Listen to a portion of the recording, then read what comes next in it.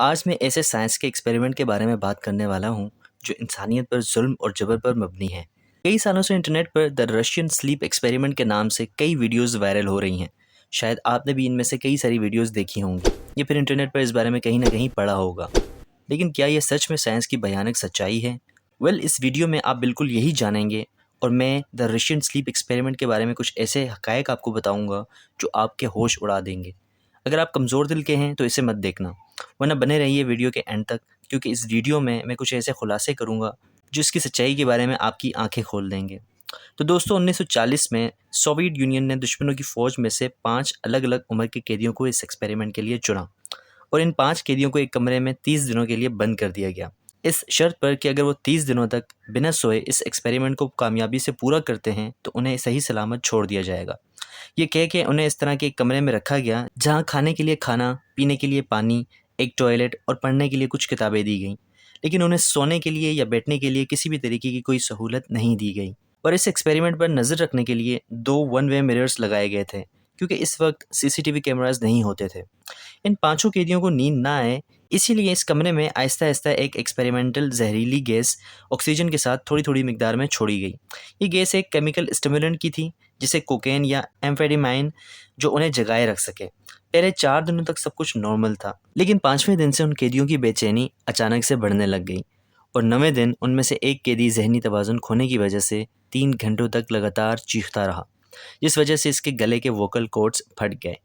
इस गैस का असर अब सारे कैदियों पर बराबर बराबर दिखने लगा था, जिस वजह से वो सारे कैदी अजीब अजीब तरह से बड़बड़ाने लग गए। रिसर्चर्स इनके कमरे में हर रोज़ ऑक्सीजन के साथ उस जहरीली गैस की मिकदार को आहिस्ता आहिस्ता बढ़ाने लगे। अगले दिन एक कैदी ने दी गई बुक्स के कागज़ों को फाड़ कर आयनों के ऊपर चिपका दिया, ताकि रिसर्चर्स को अंदर कुछ ना दिख सके।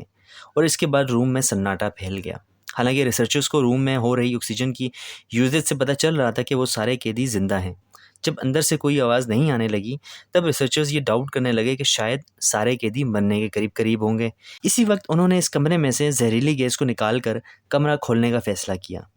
जैसे ही रिसर्चर्स ने इन कैदियों को अंदर आने की खबर दी, अंदर से रोंगटे खड़े कर देने वाली आवाज़ निकली, जिसमें एक कैदी ने कहा, हमें आज़ादी नहीं चाहिए, हमें यहीं रहना है।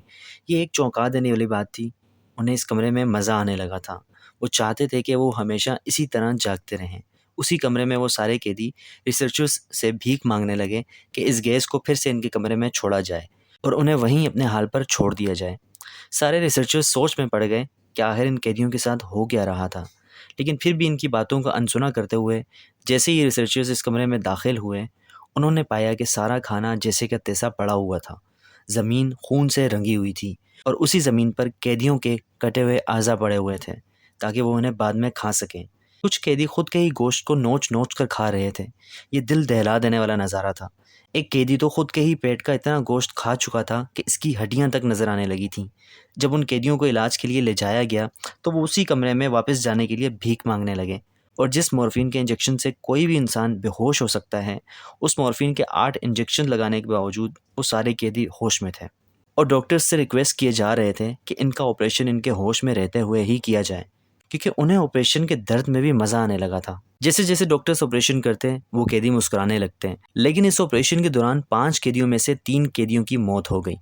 मगर दोस्तों, इस रिसर्च को यहाँ रोका नहीं गया, बल्कि सोवियत यूनियन के कमांडिंग ऑफिसर ने इस एक्सपेरिमेंट को जारी रखने का ऑर्डर दे दिया, क्योंकि वो देखना चाहता था कि इन बचे हुए कैदियों को फिर से अगर इस गैस के साथ रखा जाए तो क्या होगा। ये एक्सपेरिमेंट अब हैवानियत का रूप लेने लगा था, इसीलिए रिसर्चर्स इस एक्सपेरिमेंट को यहीं रोकना चाहते थे।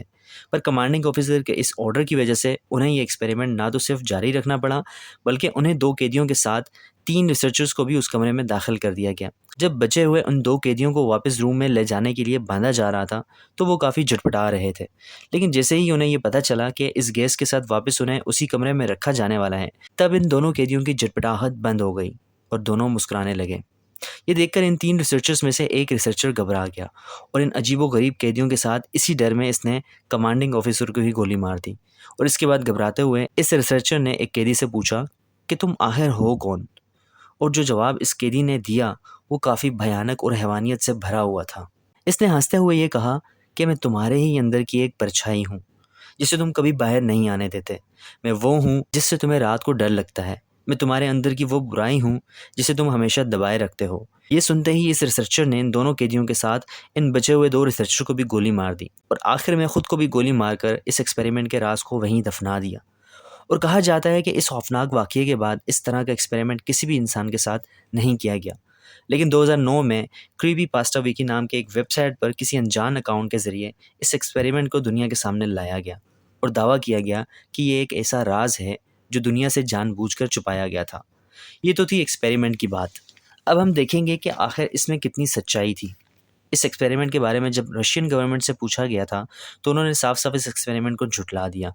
और अगर साइंटिफिक तरीके से देखा जाए तो इस कहानी में ऐसा कहा गया था कि इन कैदियों के ऑपरेशन के वक्त इनके दिलों में हवा जाने के बावजूद वो बहुत देर तक जिंदा थे। मगर ऐसा हो पाना नामुमकिन है। अगर इंसान के दिल में ज़रा सी भी हवा चली जाए तो इसी वक्त हार्ट अटैक से इसकी मौत हो जाएगी। तो ये सवाल ज़रूर खड़ा होता है कि दिल में हवा होने के बावजूद वो 2 कैदी कैसे इतने दिनों तक ज़िंदा रह पाए। यहीं पर ये एक्सपेरिमेंट फेल हो जाता है। इसके अलावा आज तक कोई भी ऐसा स्टिमुलेंट ड्रग किसी भी रिसर्च में पर्सनैलिटी को इस तरह से अल्टर करता हुआ नहीं देखा गया है कि इंसान को दर्द में भी मज़ा आने लगे। इंटरनेट पर आजकल कोई भी कुछ भी वायरल कर देता है और हम इसे तहकीक किए बिना सच मान बैठते हैं। ये एक्सपेरिमेंट भी ऐसे ही किसी राइटर की दिमाग की एक खोज थी जो आज तक सच बनकर दुनिया को अपने झांसे में फंसा रही थी।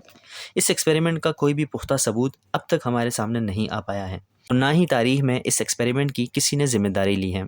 और दोस्तों, इंटरनेट चलाने के लिए हर शख्स को क्रिटिकल थिंकिंग की ज़रूरत है ताकि सच और अफवाह में फ़र्क किया जा सके। तो दोस्तों, ये थी द रशियन स्लीप एक्सपेरिमेंट की असल सच्चाई जिसे बहुत लोग सच मान बैठे थे।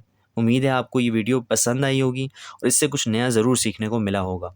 आपको क्या लगता है, क्या इस कहानी में थोड़ी सी भी सच्चाई हो सकती है? हाँ या ना? कमेंट करके अपनी राय ज़रूर शेयर करें, मैं ज़रूर जानना चाहूँगा।